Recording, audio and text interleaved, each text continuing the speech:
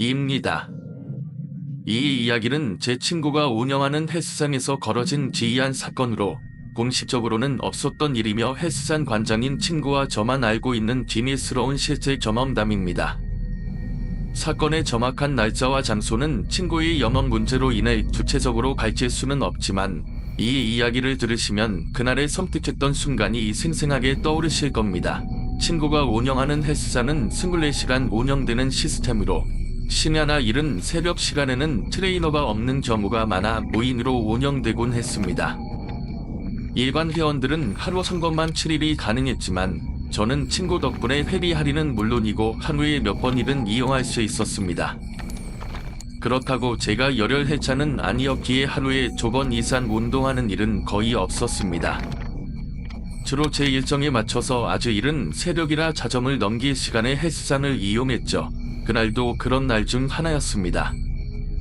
친구가 헬스장을 오픈한 지 약 1년 가까이 되었을 무렵 저는 오전 일찍 운동을 하러 갔습니다. 이른 새벽이었지만 몇몇 회원들이 운동을 하고 있어 헬스장은 적막하지 않았습니다.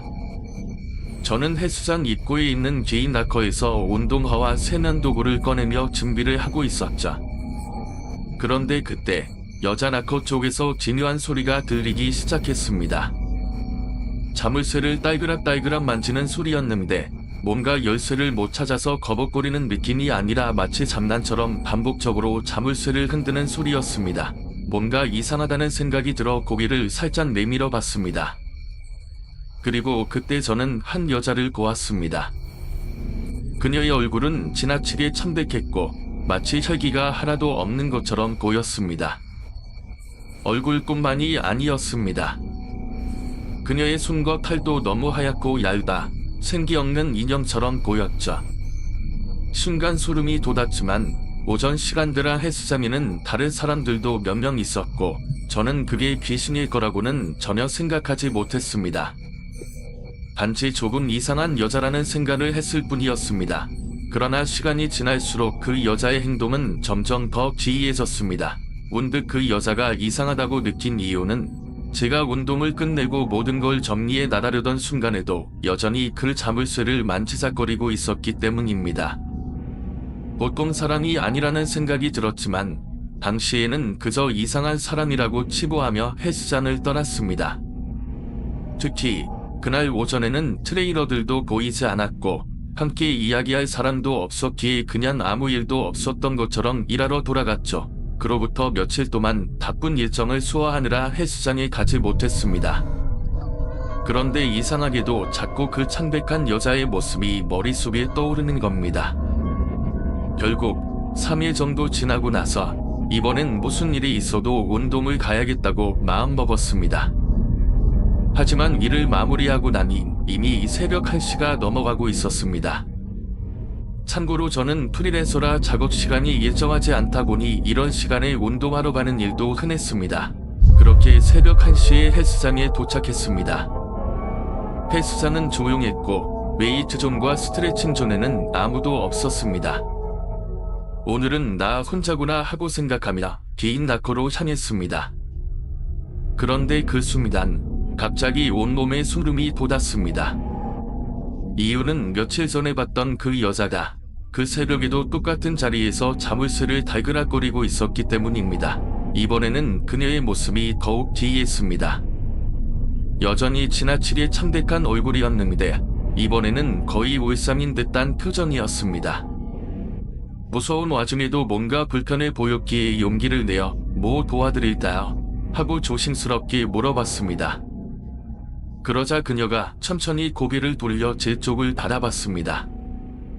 그 순간 저는 온몸이 얼어붙는 것 같았습니다. 그녀의 눈에는 눈동자가 없었기 때문입니다. 그 자리에서 기념을 지르며 헬스장을 뛰쳐나왔습니다. 밖에 나와서도 숨이 가빠 진정되지 않았고 머릿속은 어수선했습니다. 이게 대체 뭐야? 하고 손잡말을 주물거리며 떨고 있었습니다. 너무 놀란 나머지 늦은 밤임에도 불구하고 헬스장 사장인 친구에게 전화를 걸었습니다. 친구는 막 잠이 들었는지 비몽사몽한 상태로 전화를 받았습니다. 여보세요. 야, 진호인데 너 지금 제소리하지 말고 들어다. 나 진짜 죽을 뻔했어. 친구는 반쯤 잠긴 목소리로 뭔 소리야 라며 제대로 상황을 이해하지 못했지만 저는 그때 느낀 공포를 어떻게든 전달하려 애썼습니다. 친구에게 상황을 설명한 뒤 여자 개인 락커 쪽에서 본 일을 이야기했을 때 친구는 단신관이하며 헬스장 CCTV를 확인해 보겠다고 했습니다. 곧이어 친구가 카톡으로 보낸 영상에는 제가 락커룸에서 깜짝 놀라 도망치는 장면이 선명하게 찍혀 있었습니다. 그러나 그 영상에서는 제가 봤다는 여자의 모습은 보이지 않았습니다. 그 사실에 오히려 더 혼란스러워진 저는 다음날 친구가 출근하는 시간에 맞춰 헬스장으로 가기로 했습니다. 다음날 친구를 만나자마자 그는 실실 웃으며 "야, 겁쟁이 진짜 옵짐이다. 여기 헬스장에 그런 일이 있을 리가 없는데 겁먹은 내 퉁점을 보니까 빵 터지네 라며 장난스럽게 물려댔습니다. 그러면서 헬스장 건물이 지어진 지 오래되지 않았고 여기서 사람이 죽거나 사고가 난 적도 없는데 귀신 이야기는 말도 안 된다고 단언했습니다. 하지만 저는 단호하게 여자 개인 락커를 가리치며 여기 바로 이 락커였어. 그 여자가 자물쇠를 만지작거리고 있었어 라고 설명했습니다. 친구는 고개를 갸우뚱하며 여기 자물쇠 걸린 건 회원들이 사용하는 건데 라며 컴퓨터로 해당 락커 번호를 조회했습니다. 그런데 확인해보니 해당 락커를 사용하던 회원은 이미 23주 전부터 출석하지 않았고 심지어 회원권도 23일 전에 만료된 상태였습니다. 친구는 그 자리에서 회원에게 전화를 걸었습니다. 안녕하세요. 여기 코리트 헬스장입니다. 김소영 회원님 휴대폰 맞으시죠? 잠시 후 전화를 받은 상대방의 목소리가 들려왔습니다. 아, 네, 맞습니다. 친구는 이어서 락커 정리 관련해서 방문 요청을 드리겠다고 말했지만 상대방은 갑자기 말을 끊고 떨리는 목소리로 대답했습니다. 죄송하지만 소영이는 한 달 전에 사고로 세상을 떠났습니다. 친구는 전화를 끊자마자 청백해진 얼굴로 이거 진짜 소름 돋습니다. 그 사람 죽었대 라고 말했습니다. 그 순간 저와 친구는 동시에 온몸에 소름이 돋아 아무 말도 할 수 없었습니다. 제가 본 게 정말 귀신이었다는 얘기가 성립되니까 근소 헬스장에서는 이상한 일이 계속해서 벌어졌습니다. 제가 없을 때에도 직원들이 이유 없이 락커룸에서 이상한 소리가 들린다거나 자물쇠가 혼자 흔들리는 걸 봤다고 했습니다. 밤늦은 시간에는 사람들이 락커룸 근처를 지나갈 때 갑작스러운 한기가 느껴진다는 이야기까지 들려왔습니다. 그 모든 일이 시작된 날 제가 보았던 그 여자는 대체 무엇을 남기고 간 걸까요? 그날 밤 본가에서 친구들을 만나고 늦게 집으로 돌아가던 길이었습니다. 동네는 조용했고 가로등의 증원기만이 신기하게 거리를 비추고 있었습니다. 본드 급하게 화장실에 가야 할 상황이 되어 오래전부터 익숙했던 그 공원 화장실을 떠올렸습니다. 사람은 거의 다니지 않는 한적한 동네였기에 평소라면 약간 꺼려졌을지도 모를 장소였지만 급한 마음에 망설임 없이 그곳으로 발걸음을 옮겼습니다. 화장실 입구에 들어서니 어둡고 적막한 분위기가 감돌았습니다. 세면대 근처에 작은 정보가 신기하게 깜빡였고 소변기 2개가 정적 속에 고요히 자리하고 있었습니다. 그 뒤쪽으로 보이는 플라스틱 슬라이딩 도어의 화장실 칸도 눈에 들어왔습니다. 저는 서둘러 소변기로 달아났습니다. 그러나 그 순간 이상한 기분이 들기 시작했습니다. 뒷목에 식은땀이 흐르고 뭔가 제 뒤를 지켜보는 듯한 느낌이 들었습니다. 소변기를 사용하는 동안에도 계속 뒤를 돌아보며 주위를 살폈지만 아무도 없었습니다. 그냥 제 착각이라고 여김이라 다시 앞을 바라보았지만 마음 한구석의 불안감은 사라지지 않았습니다. 그렇게 화장실을 빠르게 나가려는 참이다. 플라스틱 슬라이딩 도어 쪽에서 이상한 소리가 들렸습니다. 문이 아주 천천히 미끄러지며 열리는 소리였습니다.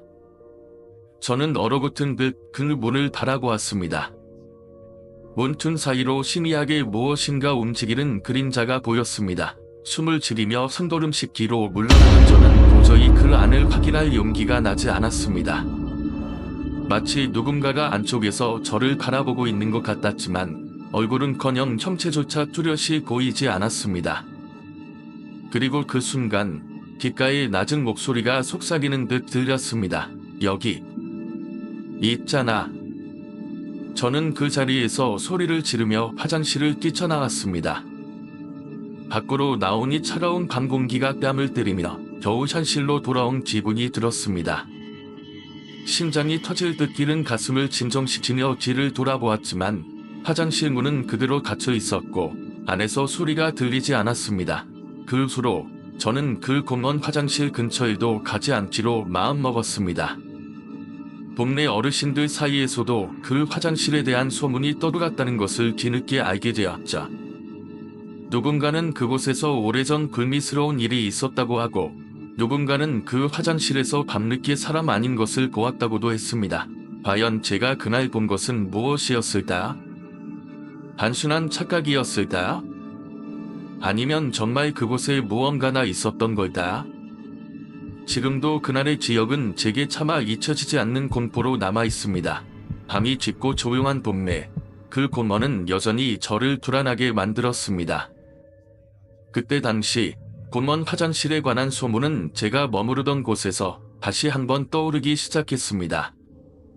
친구들과 술을 마시고 돌아가는 길에 다시 그 화장실을 지나게 된 것입니다. 이번에는 그때처럼 급하게 화장실을 찾을 일이 없었지만 본능적으로 다시 그곳을 돌아보게 되었습니다. 그때 너무 늦은 시간이라 공원은 완전히 어두웠고 유일하게 보이는 불빛은 화장실 근처의 희미한 백색 등뿐이었습니다. 문득 저는 화장실 앞에 서서 몇 초 동안 멈춰 섰습니다. 그곳에서 느껴지는 이상한 기운이 저를 다시 끌어당기고 있었습니다. 다시 한번 그곳에서 뭔가 끔찍한 일이 일어났다는 느낌이 들어 발걸음을 내딛기가 어려웠습니다. 친구들은 술에 취해 웃고 떠들며 계속 걸어가고 있었고 저 혼자 뒤에서 잠시 멈춰 서서 그 화장실을 바라보았습니다. 그때 어쩐지 문틈 사이로 무언가 움직이는 것이 보였습니다. 마치 그곳에서 누군가 나올 것 같은 불길한 예감이 들었죠. 하지만 친구들의 목소리가 점점 더 멀어지며 저는 그곳을 지나쳐 갔습니다. 그날 이후로 저는 그 공원과 화장실을 다시는 지나지 않기로 결심했습니다. 그리고 더 이상 그곳에 얽힌 이야기에 대해선 묻지 않으려 했습니다. 이제는 제게 그 공원은 그저 지나쳐야 할 장소일 뿐 그 화장실에서 느낀 진유한 공기와 그 안에서 일어난 일들이 떠오르며 불편한 기억만을 남깁니다. 어떤 일이 있었는지 무엇이 그곳에서 일어났는지 정확히 알 수 없지만 그저 공포와 불안함만을 안고 떠나온 그날이 지금도 제 머릿속에서 떠나지 않습니다. 그 후로도 그 공원은 제게 여전히 불안한 장소로 남아 있었습니다. 친구들은 당시 그 화장실에 관한 소문을 들은 적이 없다고 했지만 제 기억 속에 남아있는 그 찝찝한 느낌은 여전히 해결되지 않은 채로 계속되었죠.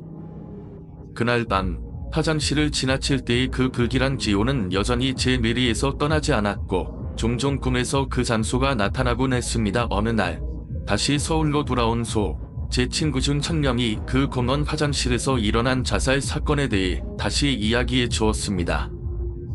그 친구는 당시 그 사건을 다룬 기사나 뉴스 속보를 봤다고 말했죠. 그 화장실에서 노숙자가 자살했다는 얘기 알아? 라고 물었을 때 저는 이미 그 사건에 대해 들었던 기억이 났습니다. 당시에는 그저 괴담처럼 여겨졌던 이야기였지만 지금 와서 그때의 불안한 기운이 다시 떠오른 것입니다. 그날 밤 아무 생각 없이 그냥 지나쳐야지 하고 마음을 먹고 공원을 지나가고 있었습니다. 밤은 깊고 공원 안은 고요했죠.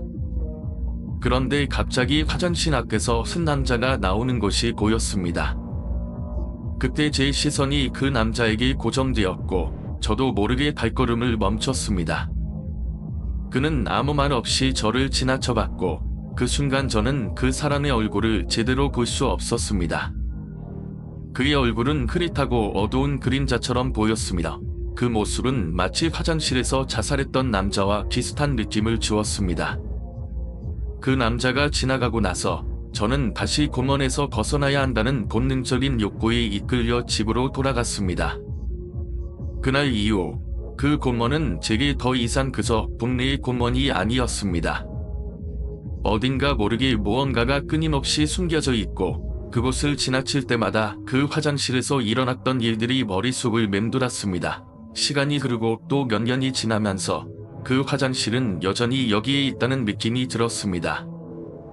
그런데 어느 날 제 친구가 공원 근처에서 걷다가 다시 그 화장실을 지나쳤다고 말하면서 이상한 경험을 했다고 했습니다. 그는 화장실 앞에서 갑자기 머리가 아프기 시작하고 목소리가 들렸다고 했습니다. 너무나 현실감 있는 목소리였고 그 소리가 바로 그 화장실 안에서 나오는 것 같았다고 말했습니다. 그때 그 친구는 이내 발걸음을 멈추고 그곳을 지나쳐 갔다고 했습니다. 저는 이제 그 공원이나 화장실을 지나칠 때마다 마음속으로 빠르게 지도를 하며 지나갑니다. 그곳이 예전처럼 평범한 공원으로 돌아올 수 있을지 아니면 여전히 그곳에 묶여있는 불안의 기운이 존재할지 알 수 없지만 그 이야기는 제 마음속에 깊이 새겨져 있으며 그날 밤의 기억은 여전히 떠나지 않습니다. 그때 외할머니와 외할아버지 댁은 저희 집에서 꽤 멀리 떨어져 있었고 주말마다 가는 게 유일한 즐거움이었죠. 제가 그때 중학교 2학년이었으니 외할머니와 외할아버지 집은 언제나 특별한 공간이었고 그곳에서의 일상은 따뜻하고 익숙한 곳이었어요. 하지만 그날은 조금 달랐습니다. 그날 저희 가족은 외할머니 집에 가기로 했고 저와 부모님은 차를 타고 출발했습니다.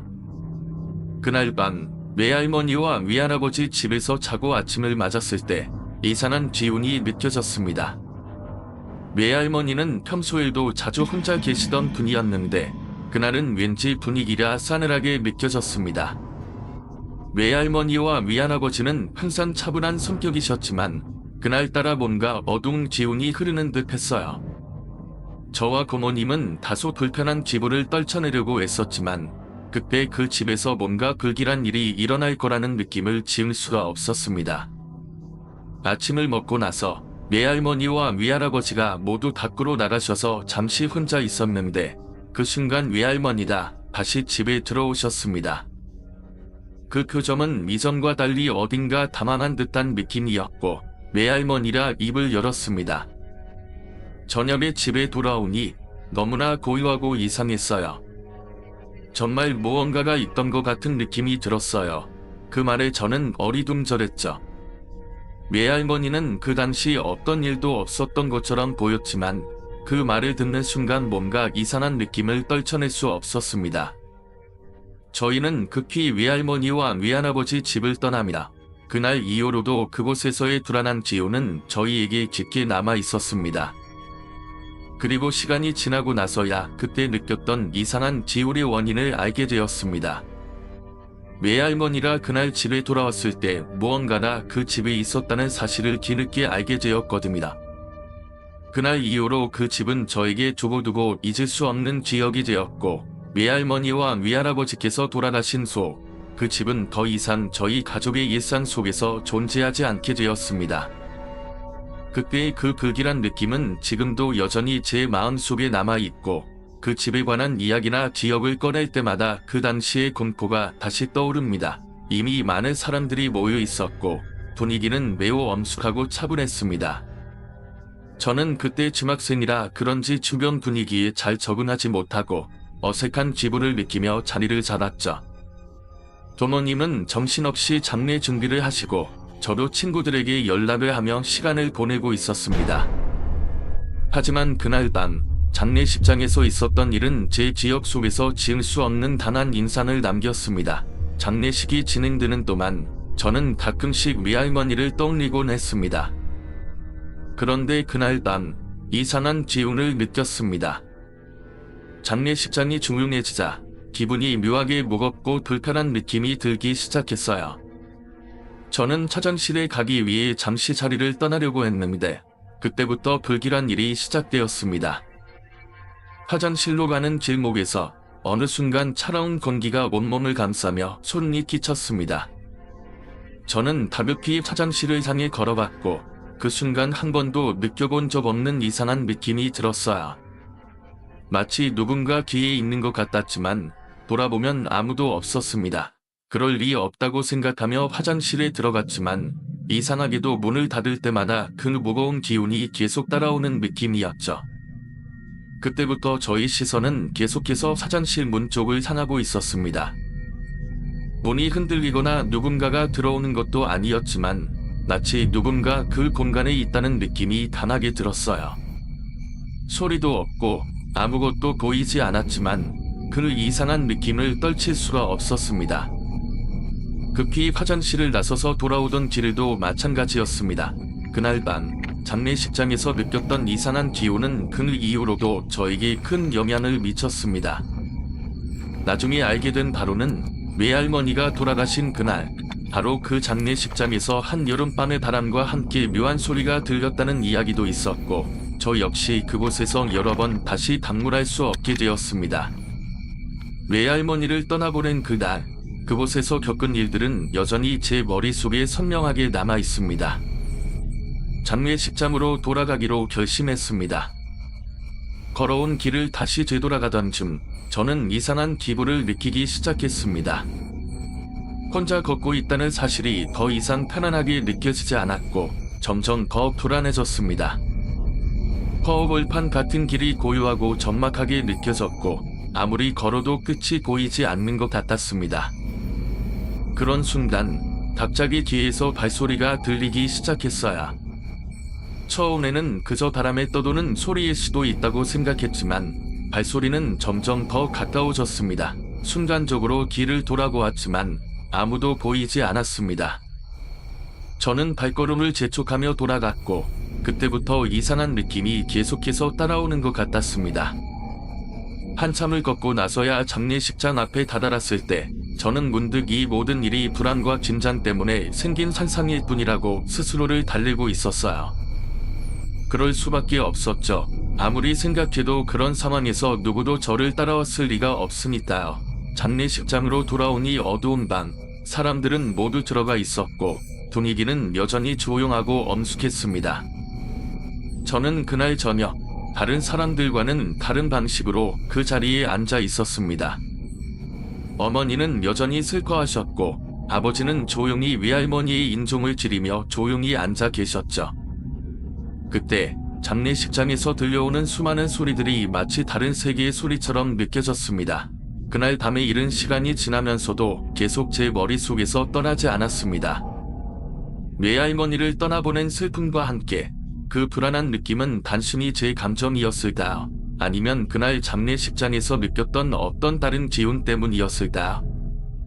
지금도 그날의 기억은 여전히 선명하게 남아 있습니다. 그 속 몇 년이 지나면서도 그날의 경험은 여전히 내 마음속에서 지워지지 않았습니다. 사실 시간이 흐를수록 점점 더 많은 의문이 생겼죠. 그때 본 것이 정말 사랑이었을까? 아니면 귀신이었을까?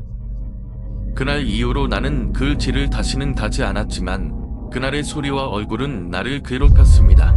어느 날 오랜 시간이 지난 후 부모님과 함께 광주에 내려갈 일이 있었습니다. 그때 나는 아버지에게 그때의 일을 이야기하면서 장례식장 근처에 어떤 사람이 있었던 이야기를 꺼냈습니다. 아버지는 듣고 나서 잠시 말없이 멍하니 있더니 이렇게 말했습니다. 그 길에 그런 일이 있었구나. 사실 그 근처에는 예전에 일어난 기극적인 사건들이 몇 건 있었어. 그 길을 지나가면 불길한 기운이 느껴지기도 해. 그 말을 들었을 때 나는 내내 속이 뒤틀렸습니다. 아버지가 말한 것은 그저 지역 주민들 사이에서 떠도는 소문일 뿐이라고 생각했지만 그때 나는 점점 더 많은 이야기들을 접하게 되었습니다. 그 길 근처에서 자주 목격된 수상한 사람들, 밤마다 나타나는 이상한 그림자들, 그 지역에서 반복되는 기이한 사건들. 또 다른 날 친구와 함께 광주에 다시 내려갔을 때 그 친구는 우연히 장례식장 근처에서 일어난 이야기를 하나 들려주었습니다. 그 친구는 오래전 그곳에서 일어난 자살 사건에 대해 이야기했는데 그 사건이 지금도 여전히 사람들에게 불길하게 여겨진다고 했습니다. 여기 사람들이 다 알거든. 그곳에서 뭔가 일이 있었다. 그 사람도, 그리고 그 사람을 따라간 곳들도. 나도 예전에 그 길을 걸었을 때 그 소리, 그 분위기 느꼈어. 그때 나는 다시 한번 그날의 기억을 떠올렸습니다. 어쩌면 그 사람의 얼굴을 볼 순간 그 모든 것이 단순한 착각이나 상상이었을지도 모른다고 생각했지만 그 느낌만큼은 실체를 가진 것이었다고 믿고 싶지 않았습니다. 그 이후로 나는 그 길을 다시는 지나지 않았고 그 지역에서 일어난 사건들에 대해서도 더욱 신경을 쓰게 되었습니다. 그날 그 길에서 느낀 공포와 의문은 결국 나를 계속해서 괴롭힙니다. 나는 그날의 이야기를 끊임없이 떠올리게 되었습니다. 시간이 지나면 잊혀질 거라 생각했지만 그 기억은 여전히 내 마음속 깊숙한 곳에서 나를 괴롭히고 있습니다. 그날 이후 나는 조금 더 신중해졌습니다. 주변에서 일어나는 일들, 그 안에서 느껴지는 불길한 기운들에 대해 더 예민하게 반응하게 되었죠. 그것이 단순한 불안함이나 환상이었을까? 아니면 진짜 무언가가 나를 지켜보고 있었던 것일까? 그 질문은 여전히 내게 남아있습니다. 편의점에서 물을 사 먹는 것이 보편적이지 않았던 시절. 그 당시에는 대부분 집에서 끓인 보리차나 차를 마셨습니다. 그런 시절에 일어난 사건은 지금도 기억에 선명하게 남아있습니다. 그 당시 저는 초등학교 5학년이었고 아직 어린 나이였지만 세상에서 일어나는 모든 것에 대해 호기심이 많았습니다. 어느 날 제가 할머니 댁에 갔을 때의 일이었습니다. 할머니 집은 외곽에 있는 작은 마을에 위치해 있었고 그곳은 정말 조용하고 어두운 곳이었습니다. 해가 지면 그곳은 마치 시간이 멈춘 듯한 느낌을 주었고 유난히 그날 밤은 어두운 구름이 띄어 있었습니다. 저는 항상 할머니 집에 가면 진잔을 틀고 마을 주변을 탐험하는 걸 좋아했죠. 그날도 마찬가지로 저녁을 먹고 난 후 할머니께서 자리에 앉아 텔레비전을 보시고 계실 때 저는 혼자서 집 밖으로 나가 산책을 나갔습니다. 그리고 마을 뒤쪽으로 향하는 좁은 길을 걸어가던 중 한 마을의 오래된 집 앞에서 무언가 이상한 소리를 들었습니다. 처음에는 아무렇지 않게 그냥 지나치려 했지만 그 소리는 점점 더 커졌고 마치 누군가의 목소리가 섞인 듯한 고통스러운 울음소리가 들려왔습니다. 저는 그 소리가 점점 더 가까워지는 듯한 느낌을 받았습니다. 조심스레 그 소리가 나는 방향으로 걸어가다가 집 앞에 도달했을 때 집 안에서 흐릿한 불빛이 비치고 있었고 그 불빛 속에서 사람들의 그림자가 버릉거렸습니다. 갑자기 그 안에서 여성의 목소리가 들려왔습니다. 저희가 끝났다고 생각하면 안 되다. 아직 끝나지 않았어요. 저는 그 목소리가 너무 무서워서 발걸음을 멈추고 숨을 죽였죠. 그때 제가 본 것은 그 집 앞에서 살고 있던 한 여인의 얼굴이었는데 그의 얼굴은 창백하고 피가 고여 있었습니다. 그녀는 한참을 그 자리에 서 있더니 갑자기 저를 보고 눈을 크게 뜨며 손을 내밀었습니다. 저는 그 순간 도망가야겠다고 생각하고 뛰기 시작했습니다. 그런데 그 순간 제 귀에서 그녀의 목소리가 들려왔습니다. 도망쳐도 소용없어. 저는 그대로 마을을 벗어나 집으로 돌아갔습니다. 집에 도착하자마자 할머니는 저를 보고 놀라워하며 물었습니다. 왜 그렇게 빨리 돌아왔어? 무슨 일이 있었니? 저는 그저 아무 말 없이 그날의 일을 모두 숨기고 할머니와 함께 편안히 잠자리에 들었습니다.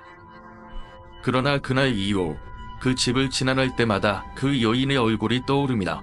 그녀의 목소리가 머릿속을 맴돌았습니다. 제가 그날 본 것은 무엇이었을까요? 그 여인은 정말 존재했던 사람일까요? 아니면 제 상상 속에서 만들어낸 유령이었을까요? 그 사건은 시간이 지나면서도 저를 계속해서 괴롭혔고 그 여인의 얼굴과 목소리는 잊을 수 없는 기억으로 남았습니다.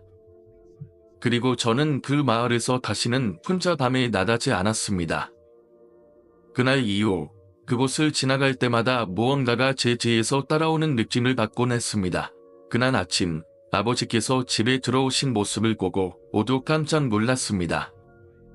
평소처럼 자전거를 타고 왔지만 이번에는 옷이 온통 흙탕물에 젖어 있었고 약수통도 들고 있지 않았습니다.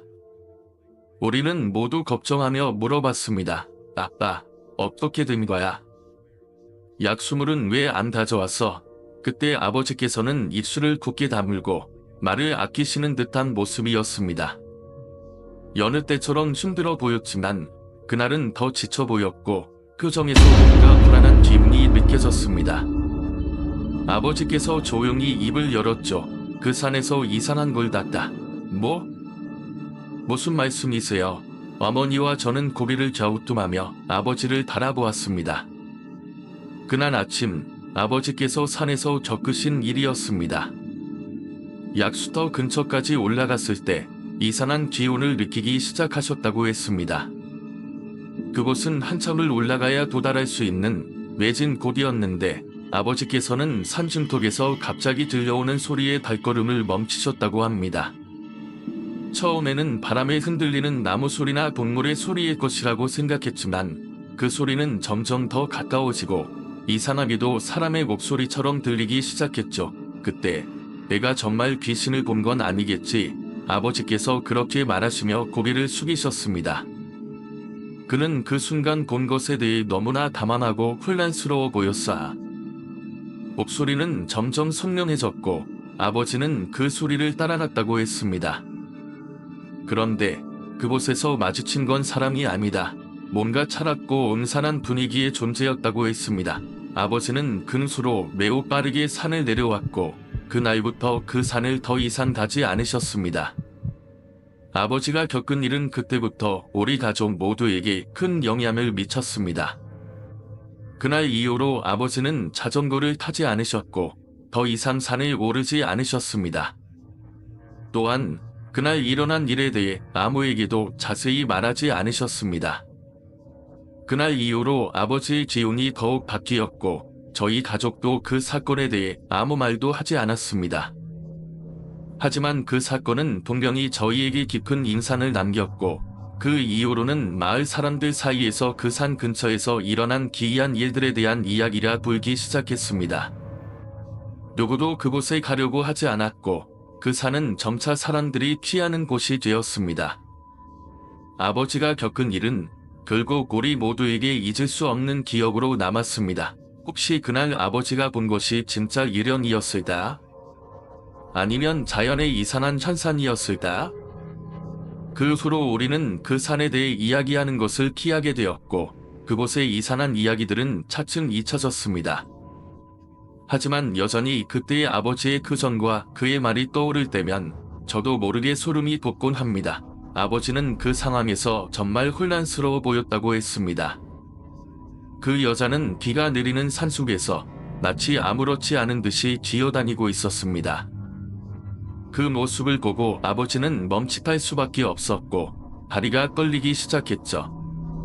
이상한 기운이 감돌았고 그는 그 순간 이 여자가 사람인지 아니면 다른 존재인지를 구분할 수 없다고 느꼈습니다. 그 여자가 내 바로 앞에서 기어가더라고. 원래 그런 모습은 절대 본 적이 없었지. 난 그때 처음으로 뭐랄까, 이게 꿈인가 현실인가 하는 생각이 들었어. 아버지는 그렇게 말하며 잠시 침묵을 지켰습니다. 이어서 그는 그 여자가 기어가는 모습을 그대로 지켜본 것이 아니다. 두려움에 사로잡혀 재빨리 물통을 챙기고 그 자리를 떠났다고 했습니다. 아버지의 발걸음은 빨라졌고 그의 마음은 점점 더 무겁게 내려앉았습니다. 그런 기이한 일을 경험한 후 아버지는 급히 약수터로 향하면서도 뒤를 돌아보지 않으려고 했습니다. 하지만 그 여자의 모습은 비가 내리는 산속에서 마치 현실과는 다른 세상에 존재하는 듯한 기이한 분위기를 자아냈다고 했죠. 그 여자가 왜 그런 행동을 했는지 지금도 모르겠어. 기어가듯이 움직이면서 그저 나를 보고 웃는 듯한 느낌이 들었어. 너무 이상하고 설명할 수 없는 일이었어. 내가 다시 그 산에 갈 수 있을지 모르겠다. 아버지의 목소리는 떨렸고 그 이야기를 듣고 나서 현과 저는 더 이상 말이 없었습니다.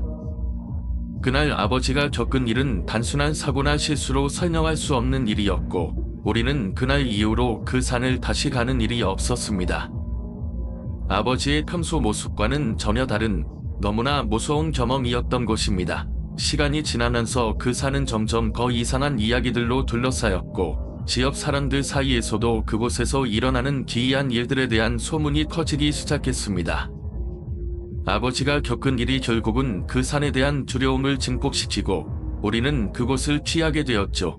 그리고 오늘도 그 산을 사람들의 발길을 끌지 못하고 비가 내릴 때마다 더 으스스한 기운을 풍기고 있다고 합니다. 그날 아버지가 본 여자의 정체는 무엇일까?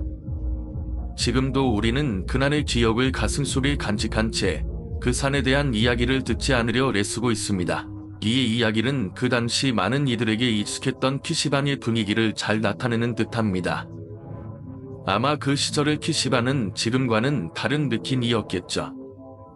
어두컴컴하고 주로 남자들이 많아서 약간 음침한 분위기를 자아내기도 했던 그런 곳에서 벌어진 일이었습니다. 하지만 그 친구와 함께 스타크래프트를 하러 간 게 처음이라면 PC방에 대한 첫 인사는 확실히 특이하고 기억에 남을 수밖에 없었을 겁니다. 그 당시 많은 사람들이 인터넷을 잘 못 썼고 특히 온라인 게임을 제대로 즐기려면 PC방이 유일한 선택지였습니다. 그런데 그곳에서 발생한 일은 단순한 일상이 아니었습니다. 나중에 들은 이야기들이 점점 더 기이하게 들리기 시작한 거죠.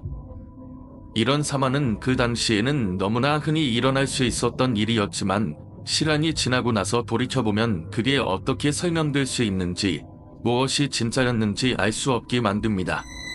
그때 경험했던 작은 사건들, 특히 그런 음침한 공간에서 의도치 않게 얽히는 일들이 모두 뒤따라오는 미스터리와 결합되면 이 이야기는 정말 두고두고 기억에 남을 수밖에 없을 겁니다. 게임을 하고 있었던 그 PC방에서 누군가의 소리다. 그곳을 떠나면 다시는 돌아오지 않겠다고 다짐하는 순간들처럼 말이죠. 그 당시의 PC방은 단순히 게임을 하기 위한 장소 이상의 의미를 가졌습니다. 그곳은 마치 어두운 미로 같았고 사람들은 언제나 긴장감 속에서 시간을 보냈죠. 게임이 끝나고 난 후에는 자리를 떠날 때마다 뭔가 항상 이상한 기분이 들었습니다. 마치 누군가가 뒤에서 자신을 지켜보는 듯한 느낌이었어요. 그런데 그때마다 그저 피곤해서 그런가 하고 넘기곤 했습니다. 하지만 점점 그곳에서 느끼는 불편함은 커져만 갔습니다. 게임을 하고 있으면 갑자기 스크린이 깜빡거리거나 뒤에서 누군가의 숨소리가 들리는 것처럼 느껴졌어요. 처음엔 그냥 서버 문제겠거니 했는데 그날도 평소처럼 게임을 하던 중 한순간 모든 것이 정지한 듯한 느낌이 들었습니다. 키보드를 눌러도 마우스를 움직여도 아무런 반응이 없었어요. 화면에는 디게 올이라는 메시지가 떠 있었고 그 순간 주변의 소리가 멈추는 것처럼 고요해졌습니다. 아무리 기다려도 화면이 다시 돌아오지 않아서 나는 자리에서 일어나려고 했지만 그때 바로 뒤에서 들려오는 목소리 하나에 얼어붙었습니다. 여기서 나가면 안 돼. 돌아보니 아무도 없었어요. 그 목소리는 정확히 내 귀 뒤에서 들렸던 것처럼 느껴졌습니다. 소름이 돋고 한 걸음 천천히 뒤를 돌아보면서 심장이 쿵판거렸습니다. 하지만 아무도 없었죠. 다시 게임을 시작하려고 했으나 모니터는 여전히 깜빡거리고 있었고 그 당시 내 머릿속에 떠오른 것은 혹시 이 PC방에서 뭔가 일어난 적이 있었던 게 아닐까 하는 생각이었습니다. 다음 날 친구들과 함께 그 일에 대해 이야기하던 중 나는 그곳에서 예전에 있었던 사고에 대해 알게 되었습니다. 바로 그 PC방이 예전에 화재 사고로 몇 명이 사망했던 장소였다는 소문이었어요. 소방서에서 수차례 조사를 했지만 왜 불이 난 건지, 왜 그 사람들이 그렇게 급하게 대피하지 않았는지에 대해서는 아무런 해명이 없었다고 했죠. 그 사건 이후 그곳에서는 이상한 일이 종종 일어난다고 전해지더군요. 사람들이 게임을 하다가 이상한 현상을 겪거나 나가려고 할 때 뭔가나 자신을 붙잡고 있는 듯한 느낌을 받는 경우가 많다고 하더라고요. 그런데 이 이야기는 단지 하나의 일화에 지나지 않았습니다. 내가 그곳에서 경험한 기이한 일들은 그 뒤에도 계속되었습니다. 예를 들어 그 PC방에서 가장 큰 사건 중 하나는 바로 새벽 시간대였습니다. 그 시간이 되면 대부분의 사람들이 자리를 떠나고 그때부터 이상한 일이 발생하기 시작했죠. 한 사람이 기인을 끝내고 나가려고 하는데 갑자기 아무 이유 없이 기인이 중단되고 화면이 꺼져버리는 일이 벌어졌습니다. 그 사람이 기임을 중단하고 나서 일어나려던 참이다. 그는 자신이 앉아있던 자리에서 조금씩 밀려나는 듯한 느낌을 받았다고 합니다. 그 자리에서 일어나려고 했던 사람은 결국 그 자리를 떠나지 못한 채 얼어버린 듯 멍하니 앉아 있었다고 전해집니다. 그 사람은 다시는 그 PC방에 발을 들여놓지 않았습니다. 하지만 그 이야기를 들은 다른 사람들도 그곳에서 이상한 경험을 했다고 전해집니다. 그 PC방은 점차 금기 장소처럼 여겨졌습니다. 그런데 그 당시에는 그저 장난을 친 것 아닐까 싶었지만 지금 생각해보면 그 모든 일이 단순한 우연이 아니었을지도 모른다는 생각이 듭니다. 그곳에서의 불편함, 불길한 기운, 그리고 사람들이 겪은 이상한 경험들은 어쩌면 그 화재 사고의 영혼들이 아직도 그곳에 남아있다는 증거일지도 모르겠다는 생각이 듭니다. 그런 상황에서 계속해서 이상한 일들이 생기기 시작했습니다.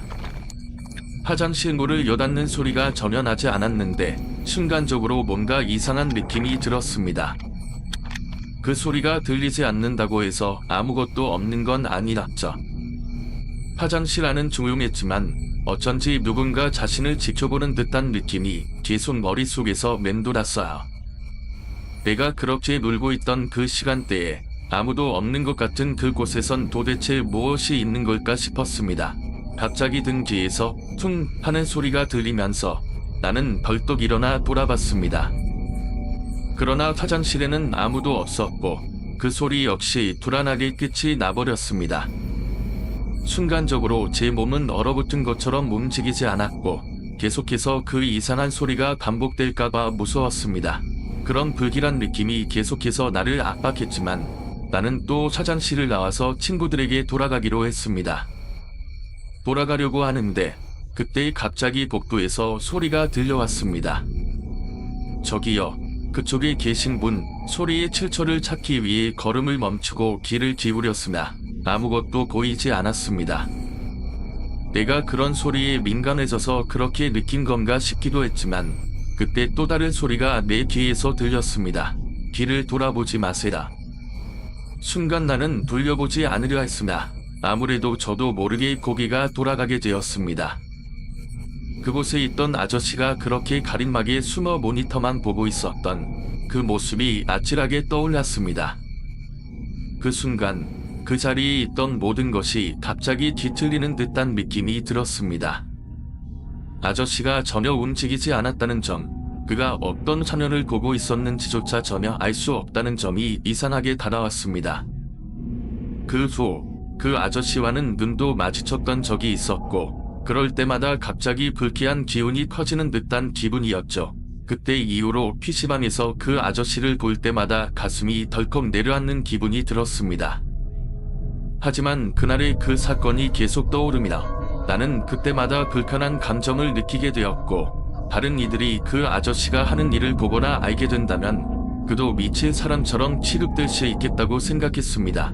이후에도 그곳을 가게 될 때마다 그 자리는 언제나 나를 불안하게 만들었고 나도 모르게 자꾸만 그곳을 바라보게 되었죠. 그때마다 이상한 현상들이 발생했기 때문에 나는 더 이상 그 자리를 가까이 가고 싶지 않았습니다. 글루초로도 계속 그곳에 끌려갔지만 그 아저씨는 다시는 나타나지 않았고 그곳에서 벌어졌던 일들은 아무도 알지 못한 채 묻혀버렸습니다. 그 사건은 시간이 지나면서 내 기억 속에서 점차 흐려졌지만 지금 생각해보면 그때의 불안한 감정은 아직도 여전히 가슴 속에 남아있습니다. 하지만 평범한 가정이었고 어느 날 이모네 집에서 있던 일이었습니다. 이모의 남편이 외출한 사이 이모는 저녁 준비를 위해 부엌에서 바쁘게 일을 하고 있었고 그때 저는 거실에 앉아 있었어요. 그런데 갑자기 거실에 불이 깜빡거리기 시작한 거예요. 처음엔 아무렇지도 않게 생각했죠. 하지만 몇 분 지나지 않아 불이 꺼지고 다시 켜지고를 반복하면서 저는 이상한 기분을 느꼈습니다. 그 순간 이모가 부엌에서 급히 나왔어요. 그녀의 얼굴은 청백하고 눈이 불안한 듯 떨리고 있었죠. 너 저기 보지 마. 이모가 급히 저를 말았었어요. 하지만 저는 도대체 뭘 말하는 건지 이해할 수 없었습니다. 그때 이모는 손에 쥔 주방칼을 손끝까지 움켜잡고 계속 길을 돌아보며 두려워하는 표정을 지었습니다. 왜 그래요? 제가 물었을 때 이모는 낮게 떨리는 목소리로 이렇게 말했어요. 지금 누가 여기서 나가려고 하는데. 그 순간 문을 열고 안쪽에서 미세한 발자국 소리가 들리더니 거실에 있던 문이 혼자서 쾅 하고 닫혔습니다. 저와 이모는 서로를 쳐다보며 얼어붙었죠. 저 문이 저렇게 닫혔잖아. 이모가 떨리는 목소리로 말했다. 사실 문이 저렇게 스스로 닫힌 건 처음 봤어요. 그리고 이모는 급히 전화기를 들어 전화를 걸었죠. 하지만 전화는 계속해서 연결이 안 됐습니다. 그때부터 집안의 분위기는 더 이상 평온할 수 없었습니다. 문이 다시 열리고 닫히는 소리가 반복되었고 점점 더 이상한 소리들이 들려왔죠. 몇 분 뒤 이모가 저를 데리고 집을 나갔고 우리는 한참을 밖에서 기다렸습니다. 이모는 너무나 무서워서 손톱을 물어뜯기 시작했어요. 그리고 말했죠. 오늘 우리가 집에 들어가면 안 될 것 같다. 그 말을 들은 저는 너무 혼란스러워졌습니다.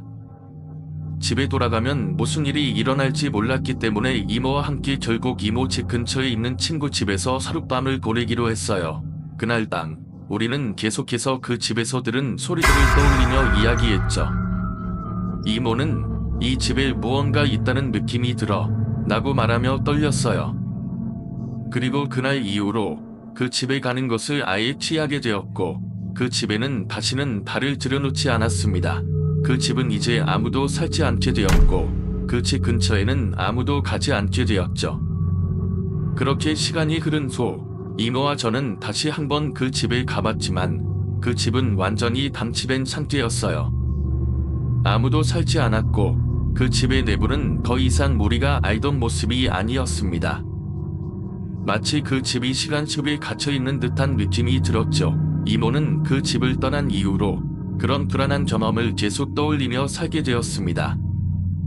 그 집은 이제 그녀에게 더 이상 안전한 장소로 여겨지지 않았고 우리는 그 집의 과거를 절대로 묻어두기로 했어요. 그 이후로 이모는 그 집을 다시는 찾지 않았습니다. 하지만 그게 시작이었던 거죠. 어느 날부터인가 아이가 이상한 말을 하기 시작했어요. 엄마가 집에 와서 놀아줘서 나른가 엄마가 오늘도 내 옆에 있었어. 처음에는 그냥 어린아이가 엄마를 그리워해서 그런 말을 한다고 생각했대요. 그래서 이 속도 대수롭지 않게 넘겼죠. 하지만 시간이 지나면서 아이가 그 시간이 되면 대부분의 사람들이 자리를 떠나고 그때부터 이상한 일이 발생하기 시작했죠. 한 사람이 게임을 끝내고 나가려고 하는데 갑자기 아무 이유 없이 게임이 중단되고 화면이 꺼져버리는 일이 벌어졌습니다. 그 사람이 게임을 중단하고 나서 일어나려던 찰나 그는 자신이 앉아있던 자리에서 조금씩 밀려나는 듯한 느낌을 받았다고 합니다. 그 자리에서 일어나려고 했던 사람은 결국 그 자리를 떠나지 못한 채 얼어버린 듯 멍하게 앉아 있었다고 전해집니다. 그 후 그 사람은 다시는 그 PC방에 발을 들여놓지 않았습니다. 하지만 그 이야기를 들은 다른 사람들도 그곳에서 이상한 경험을 했다고 전해지며 그 PC방은 점차 금기 장소처럼 여겨졌습니다. 그런데 그 당시에는 그저 혹시 장난을 친 것 아닐까 싶었지만 지금 생각해보면 그 모든 일이 단순한 우연이 아니었을지도 모른다는 생각이 듭니다. 그곳에서의 극한함, 불길한 기운, 그리고 사람들이 겪은 이상한 경험들은 어쩌면 근차제 사고의 연원들이 아직도 그곳에 남아있다는 증거일지도 모르겠다는 생각이 듭니다. 그런 상황에서 계속해서 이상한 일들이 생기기 시작했습니다. 화장실 문을 여닫는 소리가 전혀 나지 않았는데 순간적으로 뭔가 이상한 느낌이 들었습니다. 그 소리가 들리지 않는다고 해서 아무것도 없는 건 아니랍죠. 화장실 안은 조용했지만 어쩐지 누군가 자신을 지켜보는 듯한 느낌이 계속 머릿속에서 맴돌았어요. 내가 그렇게 놀고 있던 그 시간대에 아무도 없는 것 같은 그곳에선 도대체 무엇이 있는 걸까 싶었습니다. 갑자기 등 뒤에서 쿵 하는 소리가 들린다서 나는 벌떡 일어나 돌아봤습니다. 그러나 화장실에는 아무도 없었고 그 소리 역시 불안하게 끝이 나버렸습니다. 순간적으로 제 몸은 얼어붙은 것처럼 움직이지 않았고 계속해서 그 이상한 소리가 반복될까봐 무서웠습니다. 그런 불길한 느낌이 계속해서 나를 압박했지만 나는 또 화장실을 나와서 친구들에게 돌아가기로 했습니다. 돌아가려고 하는데 그때 갑자기 복도에서 소리가 들려왔습니다. 저기요, 그쪽에 계신 분, 소리의 출처를 찾기 위해 걸음을 멈추고 귀를 기울였으나 아무것도 보이지 않았습니다. 내가 그런 소리에 민감해져서 그렇게 느낀 건가 싶기도 했지만 그때 또 다른 소리가 내 귀에서 들렸습니다. 귀를 돌아보지 마세요. 순간 나는 돌려보지 않으려 했으나 아무래도 저도 모르게 고개가 돌아가게 되었습니다. 그곳에 있던 아저씨가 그렇게 가림막에 숨어 모니터만 보고 있었던 그 모습이 아찔하게 떠올랐습니다. 그 순간 그 자리에 있던 모든 것이 갑자기 뒤틀리는 듯한 느낌이 들었습니다. 아저씨가 전혀 움직이지 않았다는 점, 그가 어떤 화면을 보고 있었는지조차 전혀 알 수 없다는 점이 이상하게 다가왔습니다. 그 아저씨와는 눈도 마주쳤던 적이 있었고 그럴 때마다 갑자기 불쾌한 기운이 커지는 듯한 기분이었죠. 그때 이후로 PC방에서 그 아저씨를 볼 때마다 가슴이 덜컥 내려앉는 기분이 들었습니다. 하지만 그날의 그 사건이 계속 떠오르며 나는 그때마다 불편한 감정을 느끼게 되었고 다른 이들이 그 아저씨가 하는 일을 보거나 알게 된다면 그도 미칠 사람처럼 취급될 수 있겠다고 생각했습니다. 이후에도 그곳을 가게 될 때마다 그 자리는 언제나 나를 불안하게 만들었고 나도 모르게 자꾸만 그곳을 바라보게 되었죠. 그때마다 이상한 현상들이 발생했기 때문에 나는 더 이상 그 자리를 가까이 가고 싶지 않았습니다. 그 후로도 계속 그곳에 끌려갔지만 그 아저씨는 다시는 나타나지 않았고 그곳에서 벌어졌던 일들은 아무도 알지 못한 채 묻혀버렸습니다. 그 사건은 시간이 지나면서 내 기억 속에서 점차 흐려졌지만 지금 생각해보면 그때의 불안한 감정은 아직도 여전히 가슴 속에 남아있습니다. 하지만 평범한 가정이었고 어느 날 이모네 집에서 있던 일이었습니다.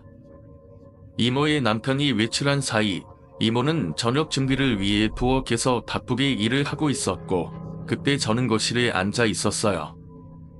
그런데 갑자기 거실에 불이 깜빡거리기 시작한 거예요. 처음엔 아무렇지도 않게 생각했죠. 하지만 몇 분 지나지 않아 불이 꺼지고 다시 켜지고를 반복하면서 저는 이상한 기분을 느꼈습니다. 그 순간 이모가 부엌에서 급히 나왔어요. 그녀의 얼굴은 창백하고 눈이 불안한 듯 떨리고 있었죠. 너 저기 보지 마. 이모가 급히 저를 말았었어요. 하지만 저는 도대체 뭘 말하는 건지 이해할 수 없었습니다. 그때 이모는 손에 쥔 주방칼을 손끝까지 움켜잡고 계속 뒤를 돌아보며 두려워하는 표정을 지었습니다. 왜 그래요? 제가 물었을 때 이모는 낮게 떨리는 목소리로 이렇게 말했어요. 지금 누가 여기서 나가려고 하는데. 그 순간 문을 열고 안쪽에서 미세한 발자국 소리가 들리더니 거실에 있던 문이 혼자서 컨 하고 닫혔습니다. 저와 이모는 서로를 쳐다보며 얼어붙었죠.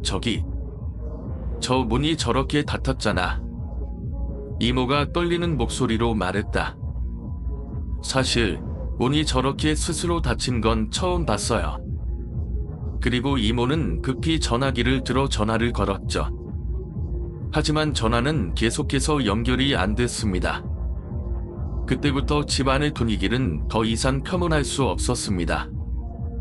문이 다시 열리고 닫히는 소리가 반복되었고 점점 더 이상한 소리들이 들려왔죠. 몇 분 뒤 이모가 저를 데리고 집을 나갔고 우리는 한참을 밖에서 기다렸습니다. 이모는 너무나 무서워서 손톱을 물어뜯기 시작했어요. 그리고 말했죠. 오늘 우리가 집에 들어가면 안 될 것 같다. 그 말을 들은 저는 너무 혼란스러워졌습니다. 집에 돌아가면 무슨 일이 일어날지 몰랐기 때문에 이모와 함께 결국 이모 집 근처에 있는 친구 집에서 하룻밤을 보내기로 했어요. 그날 밤 우리는 계속해서 그 집에서 들은 소리들을 떠올리며 이야기했죠. 이모는 이 집에 무언가 있다는 느낌이 들어 라고 말하며 떨렸어요. 그리고 그날 이후로 그 집에 가는 것을 아예 취하게 되었고 그 집에는 다시는 발을 들여놓지 않았습니다. 그 집은 이제 아무도 살지 않게 되었고 그 집 근처에는 아무도 가지 않게 되었죠. 그렇게 시간이 흐른 후 이모와 저는 다시 한번 그 집에 가봤지만 그 집은 완전히 담치된 상태였어요. 아무도 살지 않았고 그 집의 내부는 더 이상 우리가 알던 모습이 아니었습니다. 마치 그 집이 시간 속에 갇혀있는 듯한 느낌이 들었죠. 이모는 그 집을 떠난 이후로 그런 불안한 경험을 계속 떠올리며 살게 되었습니다. 그 집은 이제 그녀에게 더 이상 안전한 장소로 여겨지지 않았고 우리는 그 집의 과거를 절대로 묻어두기로 했어요. 그 이후로 이모는 그 집을 다시는 찾지 않았습니다. 봐요.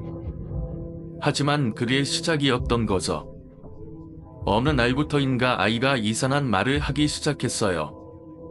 엄마가 집에 와서 놀아줬어. 나든가 엄마가 오늘도 내 옆에 있었어. 처음에는 그냥 어린아이가 엄마를 그리워해서 그런 말을 한다고 생각했대요. 그래서 이숙도 대수롭지 않게 넘겼죠. 하지만 시간이 지나면서 아이가 더 구체적으로 이야기를 하더래요. 엄마가 오늘은 웃으면서 나한테 말했어. 내 단일 가지 말래. 그 말을 들은 이숙은 순간 얼어붙었어요. 아이가 말하는 엄마는 이미 이 세상을 떠났는데 대체 누구를 본 걸까요? 하지만 아이에게 겁을 주고 싶지 않아서 그저 웃으며 그랬구나. 엄마가 꿈에서 다녀갔나 보다 라고 말했대요. 그런데 그날 밤 이숙은 집에 돌아왔을 때 이상한 느낌을 받았어요. 집안 공기가 무겁고 이상하게 축축한 냄새가 나는 것 같았거든요. 그리고 며칠 뒤 진짜로 이상한 일이 벌어졌어요. 이숙이 피곤해서 밤에 누워있던 밤이었는데 누군가 부엌에서 걸어다니는 소리가 들렸대요. 처음에는 도둑이 들었나 싶어서 문을 열고 나가봤지만 아무도 없었죠. 그런데도 그 소리는 멈추지 않고 계속 들렸고 발소리는 점점 이숙의 방으로 다가오는 것 같았대요. 결국 이숙은 용기를 내서 불을 켜고 집안을 둘러봤어요. 아무도 없었지만 그때 아이 담에서 이상한 소리가 들렸어요. 조용히 다나가 문을 열었을 때 아이는 침대에 누워 자고 있었어요. 그런데 방 안에 뭔가 보이지 않는 무언가가 있다는 느낌이 강하게 들더래요. 그날 이후로 아이는 더 이상 엄마에 대한 이야기를 하지 않았고 대신 집에 혼자 있는 걸 무서워하기 시작했어요. 며칠 후 이숙이 회사 동료의 추천으로 동네에 유명하다는 무속인을 찾아갔어요. 무속인은 집에 들어서자마자 얼굴을 찡그리며 이렇게 말했대요. 이 집에는 떠나지 못한 누군가가 있어요. 그리고 그 누군가는 아주 강한 애착을 가지고 있네요. 무속인은 집안 곳곳을 돌아다니며 무언가를 확인하더니 아이 담에서 멈췄어요. 여기서 그분이 가장 많이 머무릅니다. 이곳에서 무언가를 놓고 가셨나 봐요. 그리고 무속인은 이숙에게 담을 정리하며 찾으라고 했대요. 결국 아이 방의 오래된 옷장에서 작은 상자를 발견했는데 그 안에는 이모가 생전에 아끼던 사진과 편지가 들어있었어요. 이숙은 그 물건들을 무속인의 지시에 따라 정성껏 정리해서 이모의 묘지로 가져갔대요. 그리고 나서야 집안의 이상한 현상은 멈췄다고 해요. 하지만 이숙은 아직도 가끔 그 집에서 느꼈던 이상한 기운을 떠올리며 소름이 돋곤 한다고 하더군요. 아이는 자라서 지금은 잘 지내고 있지만 가끔 그 시절 이야기를 하며 이렇게 말하곤 한대요. 엄마가 정말로 나를 보러 왔던 게 아닐까? 그땐 무서웠지만 지금은 그냥 보고 싶어. 며칠이 지나고 나서였습니다. 이숙은 다시 한번 이상한 일을 겪게 되었어요. 그날은 평소보다 조금 늦게 퇴근하고 집에 돌아왔는데 집 안에서 아이가 혼자 웃는 소리가 들렸습니다. 그냥 기분 좋게 놀고 있는 거라 생각하고 대수롭지 않게 여기며 문을 열고 들어갔죠. 하지만 거실로 나가보니 아이는 아무도 없는 허공을 바라보며 마치 누군가와 대화하는 것처럼 행동하고 있더랍니다. 누구랑 얘기하고 있어? 이숙이 물었더니 아이는 천진난만하게 웃으며 대답했대요. 엄마랑 놀고 있어요. 그 순간 이숙은 몸이 얼어붙는 느낌을 받았다고 했어요. 돌아가신 이모가 떠올랐던 거죠. 하지만 차마 겁을 줄 수 없어서 그저 웃으며 엄마가 꿈에 나타났나 보네 하고 넘겼대요. 그리고는 조용히 아이를 방으로 데려가 재웠습니다. 다음날 이숙은 옆집 아주머니와 다시 마주쳤어요. 아주머니는 어딘가 망설이는 듯한 얼굴로 이숙에게 말을 건넸어요. 저기, 이숙씨, 이상한 말일 수도 있는데 요즘 그 집에서 뭔가 좀 이상한 기운이 느껴져요. 애가 웃는 소리가 너무 자주 들려서 처음엔 다행이다 싶었는데 가끔 밤에도 들리거든요. 그런데 택시도 없고 뭔가 좀 찜찜해서 이숙은 처음엔 못 써넘기려 했지만 이상하게도 아주머니의 말이 자꾸 마음에 걸렸대요. 그날 밤 이숙은 집안 곳곳을 둘러보다가 애가 자고 있는 방에서 또다시 소름 돋는 장면을 목격하게 되었어요.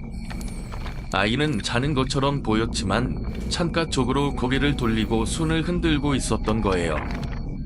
마치 누군가를 향해 인사하는 것처럼요. 결국 이숙은 이모가 집안에 남아있는 게 아닌가 하는 생각을 떨쳐낼 수 없었어요. 다음날 이숙은 모소비를 찾아났습니다. 모소비는 집에 들어오자마자 청백해진 얼굴로 이렇게 말했어요. 이 집에는 아직 떠나지 못한 영혼이 있습니다. 이온, 이모, 이 아이와 너무 강하게 연결돼 있어서 이 집을 떠나지 못하고 있는 거예요. 모소비는 집을 정리하고 돌아가신 이모를 위해 특별한 외식을 치러야 한다고 조언했대요. 그 과정에서 무소비는 아이 방에서 낡은 액자 하나를 발견했는데 거기에는 이모와 아이가 함께 웃고 있는 사진이 들어 있었어요. 무소비는 사진을 정리하며 이숙에게 말했죠. 이 사진이 그골의 미련을 붙들고 있는 것 같군요. 이걸 잘 처리하고 마음을 틀어드리면 더 이상 괴롭지 않을 겁니다. 의식을 마친 수로는 집안의 이상한 일들이 사라졌다고 해요. 아이도 더 이상 허공을 바라보며 웃거나 엄마에 대해 이야기하지 않았죠. 하지만 이숙은 여전히 집안에 들어설 때마다 가끔 그때의 기운이 느껴지는 것 같다고 했어요. 이모가 정말 우리를 떠나지 못했던 걸까요? 이숙은 여전히 종종 그 질문을 스스로에게 던지며 그때의 기억을 떠올리곤 한다고 합니다. 있는 걸까? 처음엔 조금 의아했지만 저희는 여행에 들뜬 마음에 대수롭지 않게 생각하고 밤으로 향했어요. 엘리베이터를 타고 내려가 보니 지하층은 예상보다 훨씬 어두웠고 조명이 희미하게 깜빡이고 있더라고요. 어쩐지 낡은 느낌이 들었지만 이틀 정도 머무른 거니까 괜찮겠지 하며 방으로 들어갔습니다. 문을 열고 들어가자마자 밤은 차가운 공기가 감돌고 있었어요. 난방이 제대로 안 되는 건가 싶어 히터를 켜고 짐을 풀었는데 묘하게 방 전체가 음산한 느낌이 드는 거예요.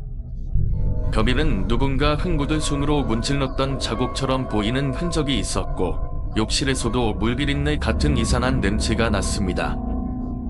그래도 피곤하니 그냥 짐 풀고 빨리 나가서 여순 구경이나 하자는 생각으로 밤을 지루하고 밖으로 나갔습니다. 그날 밤여행 첫날은 너무 재미있었어요. 맛있는 음식도 먹고 여수 밤바다도 구경하고 사진도 많이 찍고요. 밤늦게 숙소로 돌아왔을 때는 셋 다 녹초가 돼 있었어요. 밤이 들어와 가짜 씻고 침대에 누웠는데 그때부터 이상한 일이 벌어지기 시작했어요. 침대에 누워 조금씩 잠이 들려는 순간 갑자기 어디선가 낮은 소리로 촉촉 하고 뭔가 떨어지는 소리가 들렸습니다. 처음엔 누군가 밖에서 걸어가는 소리겠거니 했지만 소리는 점점 가까워지더니 방 안에서 나는 것 같았어요. 뭐야, 우리 방에 뭐 있어? 제가 놀라며 물었더니 친구들도 긴장한 얼굴로 고개를 저었어요. 아무것도 없는데 그냥 착각 아니야? 그렇게 대화하다 보니 소리가 멈췄고 저희는 별일 아니라고 생각하며 다시 잠에 들려고 했습니다. 그런데 한참이 지나지 않아 이번엔 욕실 쪽에서 클룩 하는 울음소리 같은 게 들리기 시작했어요. 셋 다 소름이 돋아 얼어붙었어요. 누가 장난치는 거 아니야 하며 친구 한 명이 용기를 내어 욕실로 가보았지만 욕실 안에는 아무도 없었어요. 그럼에도 불구하고 물이 조금씩 흐르는 소리와 함께 냄새가 점점 강해졌습니다. 비릿한 물비린내가 방 안을 가득 채웠고 셋 다 도저히 그 방에 더 있을 수 없다는 생각에 짐을 챙겨 급히 나왔습니다. 호텔 프런트에서의 대화 프런트 데스크로 내려가 저희는 상황을 설명하며 담을 바꿔달라고 요청했습니다. 직원은 처음엔 이상한 낌새를 전혀 못 느끼는 듯 보였지만 저희가 묘사한 냄새와 방 상황을 듣고 나니 표정이 두더지더라고요. 결국 직원은 담을 조치해 주겠다고 하면서도 공이오는 사실 손님이 잘 들어오지 않는 밤이에요. 이번에도 방이 꽉 차서 어쩔 수 없이 개정한 거였습니다. 나는 말을 조심스럽게 했어요. 그 말을 듣자 뭔가 더 침침한 기분이 들었어요.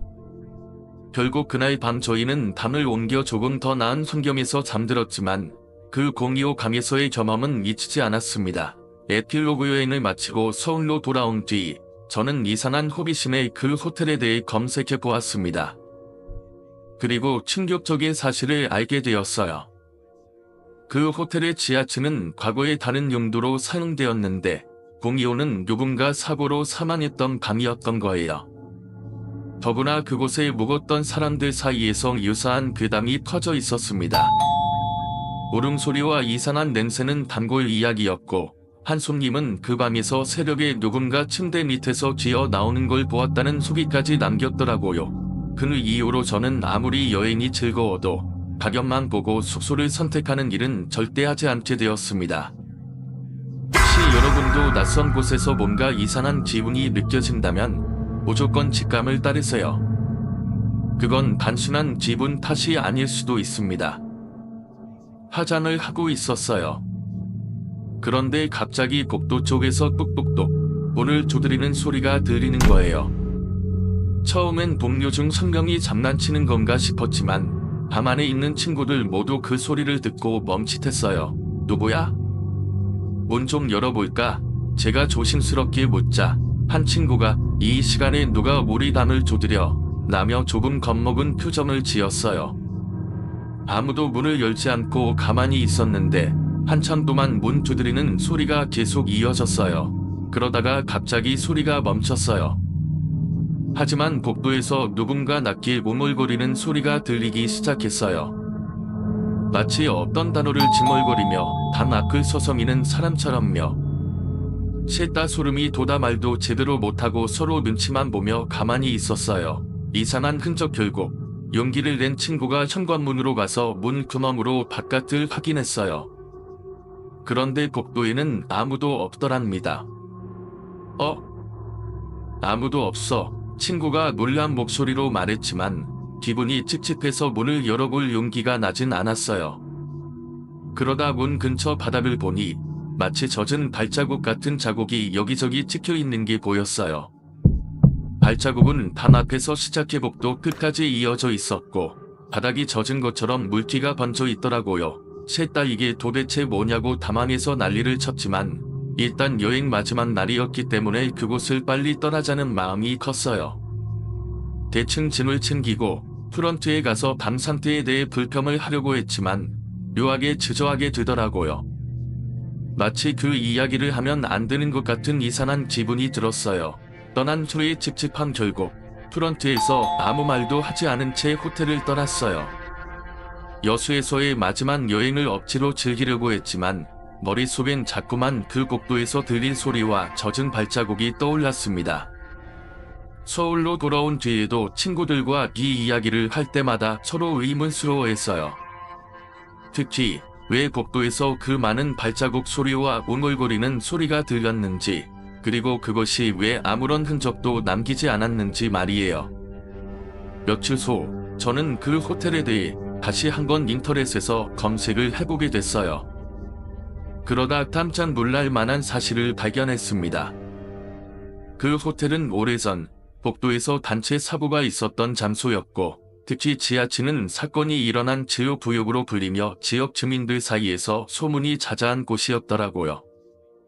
누군가 밤마다 복도를 대회하며 감을 조드리고 발자국 소리가 계속 들린다는 소리도 있었는데 제 경험과 너무나도 닮아 있었습니다. 그날 밤 복도에서 들린 울음소리와 발자국, 그리고 젖은 흔적들이 단순한 우연은 아니었을지도 모른다는 생각이 들었어요. 아무리 여행은 추억을 남기기 위해 떠나는 거지만 가끔은 기억하고 싶지 않은 공포의 흔적을 남기기도 합니다. 여러분도 낯선 곳에서 이상한 기운이 느껴진다면, 혹은 무언가 설명할 수 없는 현상이 반복된다면 직감을 따르세요. 그것은 단순한 상상이 아니다. 보이지 않는 무언가가 당신에게 보내는 신호일지도 모릅니다. 그 순간부터 뭔가 기분이 이상해지기 시작했어요. 베란다 창밖에 보이는 폐 기차길은 누군가가 소란을 피우기엔 너무 부자연스러워 보였고 저 혼자만 소리를 들었다는 사실이 점점 더 신경 쓰였죠. 체크아웃하려고 로비로 내려갔을 때도 주변에는 조용했고 주차된 차도 몇 대 없었어요. 단체 손님이 있었다면 분명히 차가 많아야 했을 텐데 아무 흔적도 없었죠. 침침한 체크아웃 하면서 프런트 직원에게 혹시 어젯밤에 단체 손님이 있었는지 물어봤어요. 그런데 직원은 고개를 저으며 이렇게 말하더군요. 아니요, 어제는 거의 빈 반이었어요. 지하층은 손님들 잘 안 쓰셔서 더 조용했을 텐데요. 그 말을 듣고 뭔가 싸늘한 기운이 느껴졌지만 괜히 더 캐물으면 이상한 사람 취급받을까봐 아무 말도 못했어요. 그냥 빨리 떠나야겠다는 생각밖에 안 들더라고요. 기차길에 진실 호텔을 나와 여수역 근처를 걸으며 기차길에 대해 추소모를 해봤어요. 봄요중 청년이 우연히 근처 카페에서 만난 직원에게 그 기차길에 대해 아느냐고 물었는데 그 직원은 말문을 열며 이렇게 말했어요. 아, 그 길이요? 꽤 오래전에 사고가 있었던 곳인데. 몰랐어요? 몇 년 전 단체 여행객들이 그 근처에서 사고를 당했다는 얘기가 있어요. 그래서 지금은 사용을 안 하고 막혀 있는 걸 거예요. 이야기를 듣고 모두 얼굴이 굳어졌어요. 사고를 당한 사람들이 그곳을 떠나지 못하고 아직도 그 기차길 근처를 맴도는 건 아닐까 하는 생각이 머릿속에서 떠나지 않았죠. 끝나지 않을 소리 서울로 돌아온 소희도 그날의 경험은 계속 생각났어요. 새벽에 들었던 발자국 소리와 복도의 웅성거림, 아침에 창 밖에서 들렸던 소란스러운 소리까지. 이 모든 게 단순한 착각이라고 하기엔 너무 생생했거든요. 특히나 동료들은 전혀 들을 수 없었다고 주장했지만 그 소리들은 분명히 귀에 닿히도록 뚜렷했어요. 마치 특정한 누군가에게만 들리도록 만들어진 소리 같았어요. 마무리 여행은 가끔 예상치 못한 기이한 경험을 남기기도 합니다. 그 호텔에서의 짧은 하룻밤은 단순한 공포를 넘어 보이지 않는 무언가가 가까이 있었다는 불길한 느낌을 안겨줬어요. 여러분도 여행 중에 뭔가 이상한 낌새가 느껴진다면 그냥 우연이라 넘기지 마세요. 그 순간의 직감이 당신을 지켜줄지도 모릅니다. 생각이 들자 소름이 쫙 돋더라고요. 모든 게 연결되는 느낌이었어요. 장례식장 자리였던 곳, 임금 체불로 인해 불만이 쌓였던 장소, 그리고 지하 2층의 좁은 방과 긴 복도. 제가 들었던 소리가 단순히 착각이 아니었을지도 모른다는 생각이 들면서 그곳에서의 경험이 한층 더 오싹하게 믿겨졌어요. 기차역에서의 찜찜한 기차를 기다리면서도 계속 아저씨의 말을 꼭 씹었어요. 걸크걸크 왜 하필 거기서 묵었냐. 걸크걸크라는 말이 단순한 농담이 아니었다는 사실이 점점 명확해졌죠. 인터넷에서 본 장례식장 관련 기사들, 그리고 제가 직접 경험한 이상한 소리들이 머릿속을 맴돌았어요. 친구들에게 그 검색 결과를 보여주니 다들 처음에는 웃으면서 넘기려다가 점점 말수가 줄어들더라고요. 특히나 복도에서의 소란스러운 발자국 소리와 창 밖에서 들렸던 웅성거림을 떠올리며 우리가 그 밤에서 누구와 함께 있었던 건 아닌가 하는 섬뜩한 생각이 들었죠.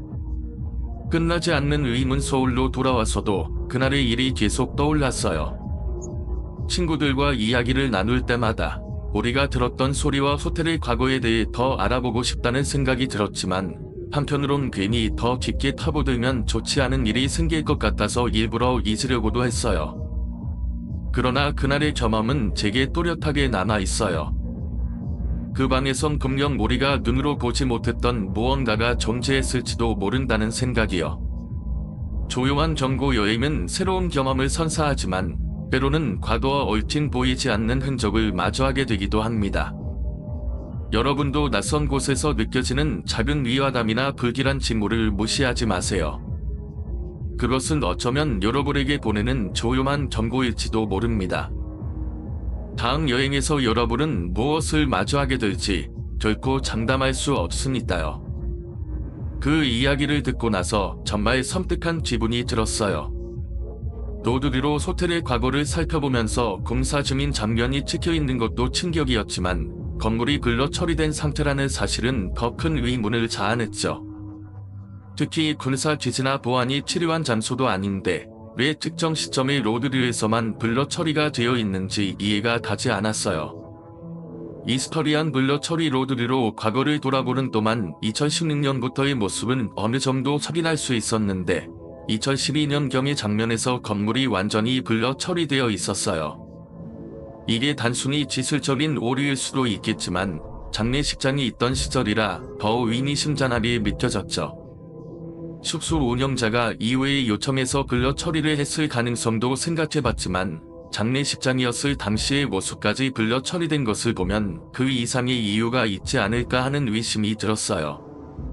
이유를 알 수 없는 숨김. 보통 건물의 불러 처리는 요청이 있거나 민감한 장소일 때 이루어지지만 장례식장이었던 장소가 왜 불러 처리되었는지는 여전히 의문으로 남았어요. 그곳에서 어떤 사건이 있었는지 혹은 누군가 그 장소를 숨기고 싶어 했던 것인지 알 수 없었죠. 아마 호텔 운영자들이 과거를 지우기 위해 요청했을 가능성도 있겠지만 그 배경을 알고 나니 단순히 숙박업을 위한 조치 이상일지도 모른다는 생각이 들었어요.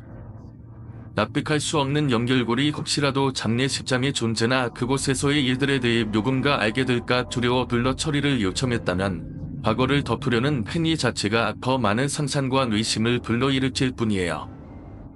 그 불러 처리된 이미지를 보며 든 생각은 단 하나였습니다. 우리가 모르고 지나친 것들 중에는 의도적으로 감춰진 것들도 분명히 있을 것이다. 혹시 여러분도 이런 불러 처리된 장소를 마주하게 된다면 그 뒤에 숨겨진 이야기가 무엇인지 한번 고민해보세요. 어쩌면 우리가 알지 못하는 과거의 비밀이 그곳에 숨어 있을지도 모르니까요. 그날 이후로 저는 그 호텔의 로드뷰를 다시 찾아보지 않았습니다. 그곳의 과거와 제가 들었던 소리들이 어떤 의미였는지는 정확히 알 수 없지만 한 가지는 분명합니다. 어떤 장소는 단순히 과거를 덮는다고 해서 사라지지 않는 무언가를 품고 있을지도 모른다는 것입니다. 여러분은 이 이야기를 어떻게 들으셨나요?